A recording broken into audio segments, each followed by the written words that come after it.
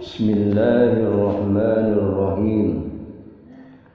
Abdurrahman bin Gunam berkata, 3 hari setelah Muaz bin Jabal meninggal, saya bermimpi melihatnya mengendarai kuda belang.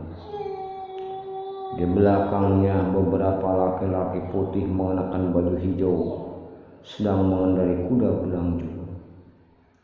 Sedang Muaz menjadi pemimpin mereka sambil mengucapkan firman Allah Subhanahu wa ta'ala. Qila dkhulil jannata ya laita qaumi ya'lamun bima ghafara li rabbi wa ja'alani minal mukramin. Dikatakan kepadanya, masuklah ke surga Allah. Ia berkata, alangkah baiknya sekiranya kaumku mengetahui apa yang menyebabkan Rabbku memberi ampun kepadaku dan menjadikan aku termasuk orang-orang yang dimuliakan. Quran Surat Yasin surat ke-36 ayat 26 hingga 27. Kemudian ia menoleh ke kanan dan ke kiri dengan berkata, wahai Ibnu Rawah, wahai Ibnu Ma'dum, Allah Subhanahu wa ta'ala berfirman, wa qalu alhamdulillahilladzi sadaqana wa'adahu wa rasana al-'aldu natabawwa'u minal jannati haitsu nasha fa ni'ma ajrul 'amilin. Dan mereka mengucapkan, segala puji bagi Allah yang telah memenuhi janjinya kepada kami dan telah memberi kepada kami tempat ini, sedang kami diperkenankan menempati tempat dalam surga di mana saja yang kami kehendaki. Maka surga itulah sebaik-baik balasan bagi orang-orang yang beramal. Quran Surah Al-Jumu'ah surat ke-39 ayat 74. Kemudian mereka menjabat tanganku dan mengucapkan salam. Kubaidah bin Uqbah berkata, setelah Sufyan Ats-Tsauri meninggal, saya melihatnya dalam mimpi. Lalu saya bertanya, apa yang Allah lakukan kepadamu? Ia menjawab dengan bait-bait saya melihat Rabbku dengan mata kepalaku. Ia berkata padaku, selamat datang dengan penuh keriduan wahai Ibnu Sa'id. Dulu kamu selalu berdiri sholat ketika kegelapan menyelimuti malam, sambil meneteskan air mata kesedihan dan hati penuh kepiluan. Maka sekarang terserah kamu, pilihlah istana yang kamu sukai dan selalulah berkunjung kepadaku, karena aku tidak jauh darimu. Sebagian dari mimpi-mimpi itu berasal dari bisikan jiwa dan pikiran-pikiran yang sudah terpendam. Bahkan kebanyakan mimpi manusia adalah buah dari khayalan pribadi, baik itu terbukti nyata atau tidak. Karenanya mimpi itu terbagi menjadi 3. 1. Mimpi yang datang dari Allah. 2. Mimpi yang datang dari setan. 3. Mimpi yang datang dari bisikan pikiran karena pengaruh pikiran.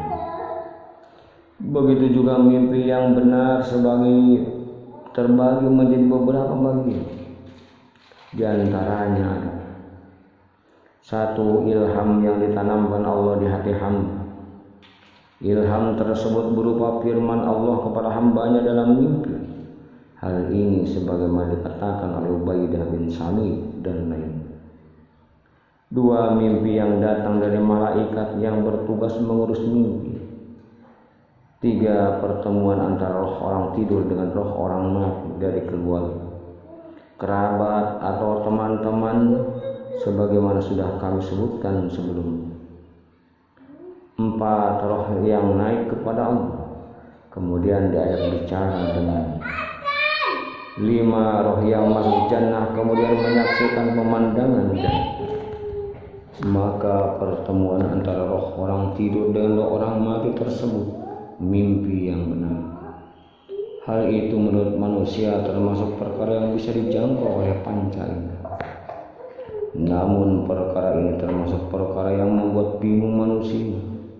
Sebagian mereka berkata, seluruh ilmu itu tersembunyi dalam jiwa. Karenanya jiwa terhalangi untuk mengetahui dunia lain. Hal itu hanya bisa dilakukan dan mengosongkan jiwa. Oleh karena itu, ketika seseorang tidur dan jiwa dalam keadaan kosong, ia bisa melihat dunia lain sekadar kemampuan mengosongkan jiwanya saja. Sedangkan ketika seseorang sudah mati dan jiwa dalam keadaan puncak kekosongan, maka ia akan lebih dalam mengetahui dunia lain tersebut. Perkataan ini mengandung kebenaran dan kebatilan. Tidak bisa ditolak seluruhnya atau diterima seluruhnya. Memang jiwa membutuhkan ketenangan dan tidak disibukkan oleh perkara lain untuk mengetahui suatu ilmu tertentu yang tidak dapat dicapai kecuali dengan cara tersebut.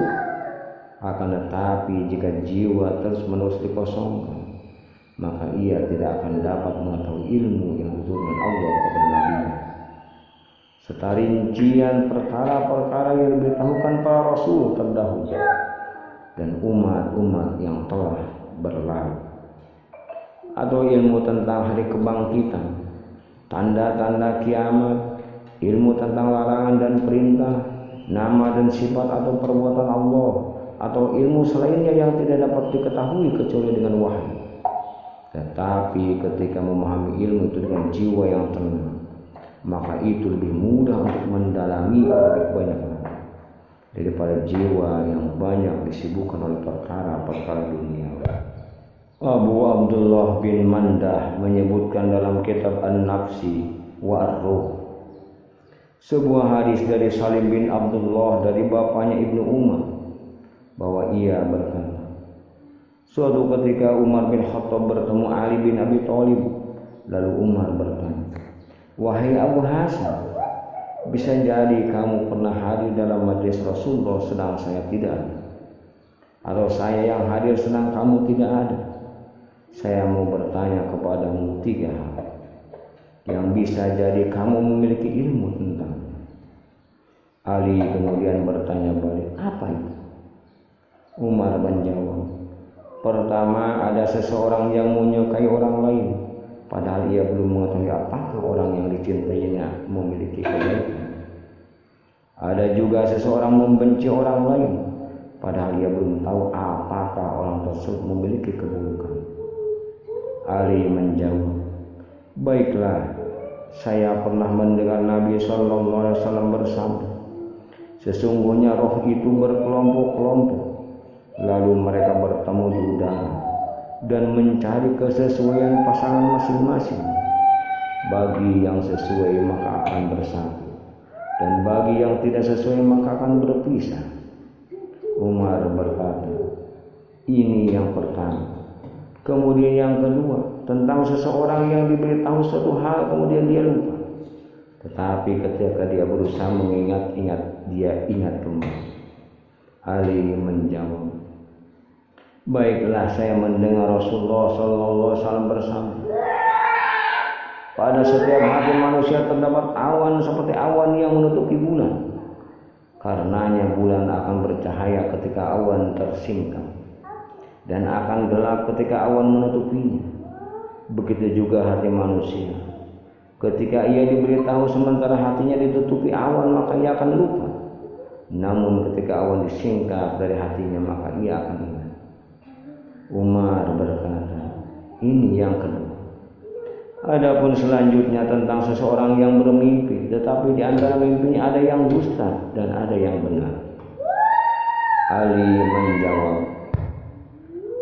menjawab, baiklah, saya mendengar Rasulullah SAW bersabda, tidak ada seseorang yang tertidur lelap, melainkan rohnya akan naik menuju arsy. Jika ia tidak bangun ketika roh di bawah arsy, maka itu mimpi yang benar. Adapun yang terbangun ketika roh di bawah arsy, maka itulah mimpi yang dusta. Umar menjawab, ini yang ketiga. dan semuanya kamu jawab. Segala puji bagi Allah yang telah memberikan jawaban yang benar kepadamu sebelum kematian tiba. Ja'far bin Aun meriwayatkan sebuah riwayat dari Abdullah bin Mas'ud bahwa ia berkata, sesungguhnya roh itu berkelompok-kelompok. Ia akan bertemu layaknya kuda yang bertemu dan mendapatkan kecenderungan. Jika sesuai maka ia akan bersatu, namun jika berselisih akan berpisah. Orang-orang sejak dulu hingga sekarang mengetahui baik permasalahan ini. Jamil bin Ma'mar Al-Azri berkata dalam bait syair, seperti bayangan siang yang bertemu malam, maka rohku juga bertemu dengan rohnya dalam mimpi. Jika ada yang berkata, orang yang tidur melihat orang lain lalu bercakap-cakap dengannya, padahal bisa jadi antara keduanya terpaut jarak yang sangat jauh, yang terkadang seseorang tersebut rohnya masih terjaga dan tidak berpisah dengan jasadnya. Maka bagaimana bisa roh keduanya bisa bertemu? Jawaban untuk masalah ini adalah, hal ini bisa jadi merupakan perumpamaan yang ditanamkan oleh malaikat yang mengurusi mimpi, atau sekadar bisikan jiwa dari orang yang mimpi tersebut. Sebagaimana dikatakan oleh Habib bin Aus dalam bait syairnya, kamu ramah sekali kepada orang yang mengunjungimu, padahal itu hanya bisikan jiwamu tentangnya, sedang dia tidak ada. Kesimpulannya, sudah dipastikan bahwa roh orang yang masih hidup bisa bertemu roh yang sudah mati, dan tidak ada yang mengingkari masalah ini kecuali orang bodoh yang tidak mengetahui hakikat ruh, hukum-hukumnya dan kriterianya. Dan kepada Allah Subhanahu wa taala kami mohon petunjuk. Wallahu a'lam bishawab.